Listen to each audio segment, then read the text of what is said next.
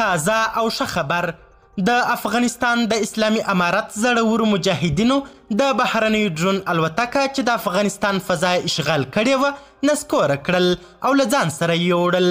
دا چې د ملا یعقوب اتلو او زړورو سرتیرو یا د ډرون الوتکه چیرته او څنګه نسکوره کړل او یا د ډرون الوتکه د کوم هیواد وه، بشپړ حال را سره همدغه روانه ویډیو کې کتلی سئ. سلامونه قدرمنو لیدونکو، زموږ مشال پریس یوټیوب چینل ته ښه راغلاست. د اسلامي امارت ځواکونو د بهرنیو الوتکه نسکوره کړې. 2 ورځې مخکې د افغانستان د اسلامي امارت سرتیرو د اسلام قلعه بندر ته څیرمه د بهرنیو هغه الوتکه نسکوره کړل چې د افغانستان پر فضا بغیر له اجازې ګرځېدل او فضا یې اشغال کړې وه. ویډیو کې لیدل کیږي چې یا د ډرون الوتکه افغان سرتیرو د یو رینجر ډوله موټر په باډۍ کې اچولې. د ځینو سرچینو په باور یا د ډرون الوتکه د ایراني حکومت ده چې د ناقانونه ګزمې پر مهال افغان سرتیرو نسکوره کړل.